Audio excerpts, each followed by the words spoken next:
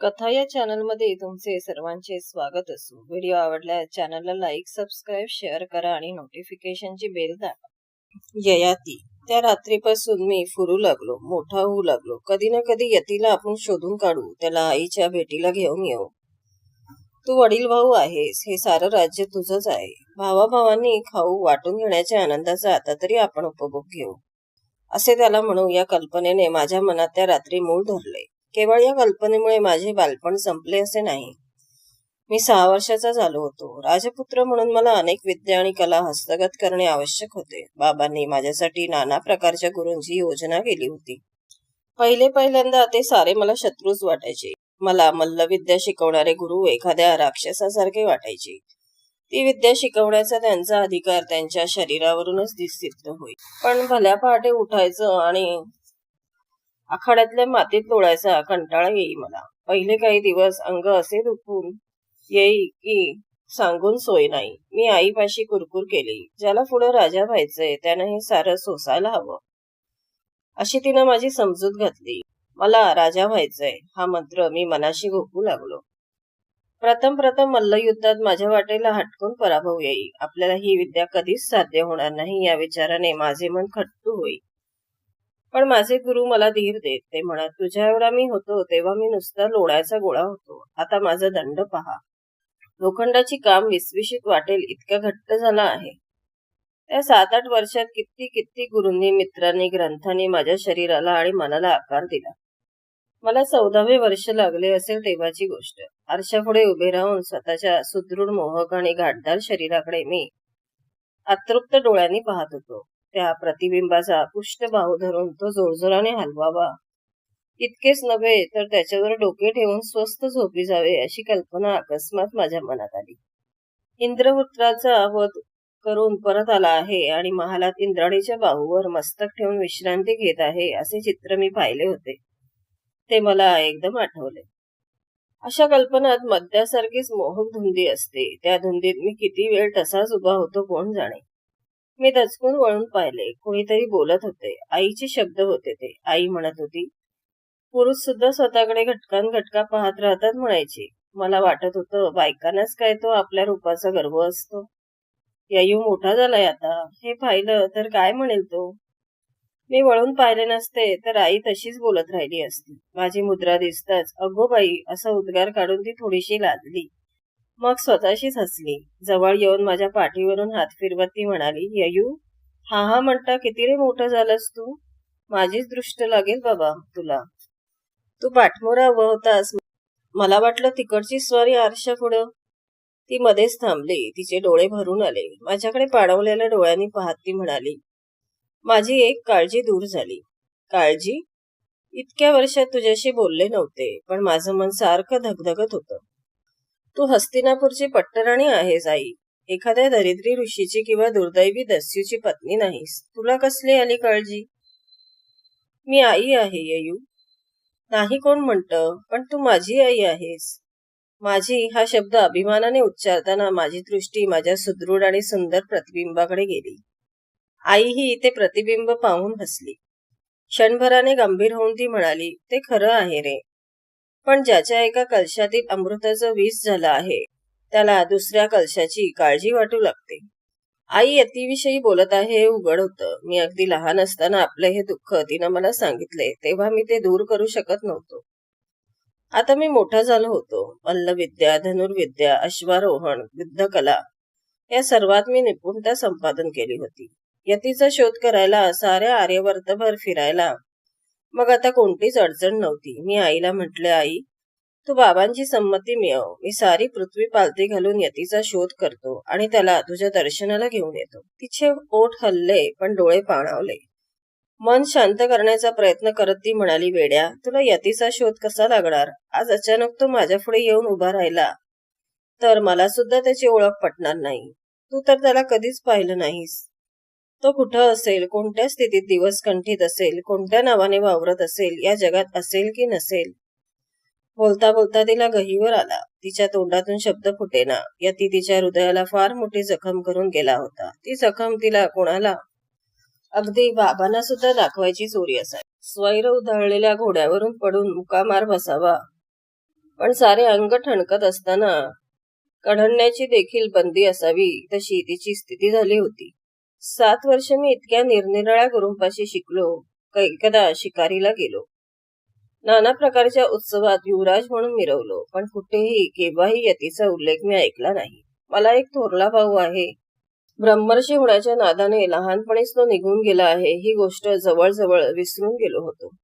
आईच्या बोलण्याने ती सारी स्मृती तीव्रतेने जागृत झाली. माझ्याकडे टक लावून पाहत आई म्हणाली, ययू, तू लवकर मोठा झालास, हाडापेराने भरलास, कला आणि विद्या शिकलास.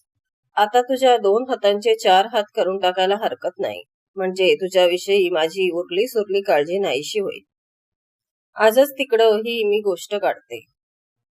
यतीविषयी कोणीही चकार शब्द काढायचा नाही असा बाबांचा दंडक होता, पण इतर गोष्टीत बाबा अगदी आईच्या मुठीत होते. तिची कुठलीही इच्छा ते सहसा अमान्य करीत नसत. मध्ये एका गुरूंनी काही दिवस मला एखाद्या ऋषीच्या आश्रमात ठेवावे असे बाबांना सुचवले. तुम्ही म्हणता ते खरं आहे. झाड चांगल्या रीतीने वाढायला पावसा इतकंच ऊनही आवश्यक असतं, असे बाबांनी त्यांना उत्तर दिले. माझ्या समोरच हे संभाषण झाले होते. मी मनात सरकलो. यतीने आईला दिलेल्या दुःखाची जाणीव झाल्या दिवसापासून आश्रम जीवनाविषयी माझ्या मनात नकळत तिरस्कार निर्माण झाला होता. जटा आणि दाढ्या वाढवलेले ते कुरूप ऋषी, त्यांची ती विकार वर्कले, त्यांचे ते भस्माचे भयंकर पट्टे आणि रानटी लोकांना शोभणारी त्यांची ती राहणी कळू लागल्यापासून प्रत्येक वर्षी ऋषी जीवनाविषयी माझे मन अधिकाधिक विटत गेले होते. असल्या ऋषीच्या तपश्चर्येला वश होऊन त्यांना वर किंवा शाप देण्याची शक्ती महादेव का देतो हे कोडे मला काही केले उलगडत नव्हते. सौंदर्य आणि सामर्थ्य यांची पूजा करायला माझ्या बहुतेक गुरूंनी मला शिकवले होते. आश्रमीय जीवनात ही दोन्ही पूजास्थाने नव्हती. देहदंड हा तिथला 5वा वेद, कंदमुळे ही तिथली पंचपक्वाने, मंत्रघोष हा तिथल्या वीरगर्जना, भाजीपाला चिरणे ही तिथली मृगयेची कल्पना, झोपडी हा तिथला महल, तिथल्या दासी अप्सरा ठराव्यात असे तिथल्या स्त्रियांचे रूप. हे सारे मनात येऊन आपल्याला आश्रमात राहायला जावे लागणार या कल्पनेने त्या दिवशी मी फार अस्वस्थ झालो. दुसऱ्या दिवशी बाबांचे आणि या गुरूंचे बोलणे सुरू झाले तेव्हा दारावर उभे राहून मी ते सारे ऐकले. प्रथम माझी छाती धडधडत होती. शेवटी बाबा गुरुजींना एवढेच म्हणाले, ययू आश्रमात गेला तर बरं होईल असं मलाही वाटतं, पण महाराणींची तशी इच्छा नाही. त्या दिवशी एका संकटातून आईने मला वाचवले होते, पण आज तीच मला दुसऱ्या संकटात घालत होती. ती माझे लग्न करायला निघाली होती. सारी माणसे लग्न करतात, आपल्यालाही ते करावे लागेल. एखादी सुंदर राजकन्या आपली राणी होईल अशा प्रकारचे विचार माझ्या मनात अलीकडे येऊ लागले होते. नाही असे नाही, पण ते केवळ विचार तरंग होते. या तरंगांना मोठ्या लाटांचे स्वरूप प्राप्त झाले नव्हते. या लाटा निराळ्याच होत्या. दिवसभर बुद्धी आणि शरीर कामाला झुंपूनही रात्री मंचकावरल्या मऊ शय्येत मला अस्वस्थ झोप येत नसे. मधूनच मी एकदम जागा होई. पराक्रमाची, अश्वमेधाची, देवदैत्यांची, युद्धात भाग घेतल्याची अशी नाना प्रकारची स्वप्ने माझ्या अर्ध्या मिटलेल्या डोळ्यांपुढे नाचू लागत. माझे पणजोबा पुरुरवा अतुल पराक्रमी पुरुष होते. उर्वशीचे हरण करणाऱ्या राक्षसाचा पराभव करून त्यांनी तिला आपले पत्नीपद दिले होते. त्यांच्या या विषयाचे वर्णन करणारे काव्य मी लहानपणीच तोंडपाठ केले होते. गंधर्व लोकातून यज्ञक्रियेसाठी त्यांनी आणलेल्या 3 अग्नींचे मंदिर तर हस्तिनापूरचे भूषण होते. माझे वडील नहुष महाराजही आपल्या आजोबांसारखे शूर होते. पूर्ववयात त्यांनी दस्यूंचा संहार केला, ऋषींना अभय दिले, पुढे देवांचा पराभव करून त्यांनी इंद्रपद सुद्धा जिंकले होते म्हणे. या दोघांप्रमाणे आपणही काहीतरी अद्भुत आणि अपूर्व करून दाखवावे या इच्छेने माझे मन व्यापून टाकले होते. आणि आई तर माझे लग्न करायला निघाली होती. तिची ही लग्नघाई मला मुळीच मान्य नव्हती. मी तिला हसत हसत म्हटले, आई, तुला माझ्या लग्नाची घाई का झाली आहे सांगू? सुनमुख पाण्यासाठी मी अधीर झाले. यतीसारखा मी कुठेतरी नाहीसा होईन असं तुला भय वाटतंय, म्हणून मला बांधून टाकायला आपल्या 2 हातांना आणखी 2 हातांचं सहाय्य हवंय तुला. पण खरं सांगू, आईच्या नखात जे बळ असतं ते बायकोच्या मुखात. मोठा मनकवडा आहेस तू बाबा. तुझं हे भय अगदी खोटं आहे आई. नाही रे राजा, माझ्या सावली इतकंच ते खरं आहे. मी वीर होणार, संन्यासी नाही. पण नाही नि बिन नाही. तुझ्या जन्मकाळी एका मोठ्या ज्योतिषाने तुझं भविष्य मला सांगितलंय. मी उत्सुकतेने विचारलं, मी किती राक्षस मारीन असं त्याचं गणित म्हणतं. कोटी खरवं की निखरवं. चल वेडा कुठला. मी किती अश्वमेध करीन हे तरी त्याने लिहून ठेवलं असेल की नाही. तिने नकारार्थी मान हलवली. मी निराश होऊन म्हणालो, मग त्या कुडबुड्या जोशाचं भविष्य म्हणतं तरी काय. तिच्या मुद्रेवरून माझे हे बोलणे तिला आवडले नसावे. क्षणभर स्तब्ध राहून ती म्हणाली, ययू, तो ज्योतिषी म्हणाला, हा मुलगा मोठा भाग्यवान आहे. तो राजा होईल. सर्व प्रकारची सुख त्याला लाभतील, पण तो सुखी मात्र होणार नाही. त्या ज्योतिषाचे हे वेडगळ भविष्य ऐकून मी हसत सुटलो. आपल्या बोलण्याचा अर्थ सुद्धा कळत नसावा त्याला.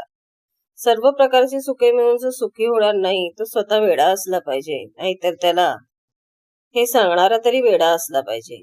शेवटी मी आईला म्हणालो, आई, पुढे एक सोडून शेकडो बायका करीन मी हवं तर. पण आज मला तहान लागली आहे. ती प्रेमाची नाही, ती पराक्रमाची आहे. मला रंगमहालात लोळत राहण्याची इच्छा नाही. रणांगणावर झुंजायची हौस आहे. देवांचे आणि राक्षसांचे युद्ध पुन्हा सुरू होणार आहे म्हणतात. त्या युद्धात मला जाऊ दे. हवं तर बाबा अश्वमेध करू देत. मी अश्वमेधाच्या घोड्याबरोबर साऱ्या आर्यवर्तात फिरेन. शेकडो वीरांचा पराभव करून परत येईन. मग मी लग्नाचा विचार करीन.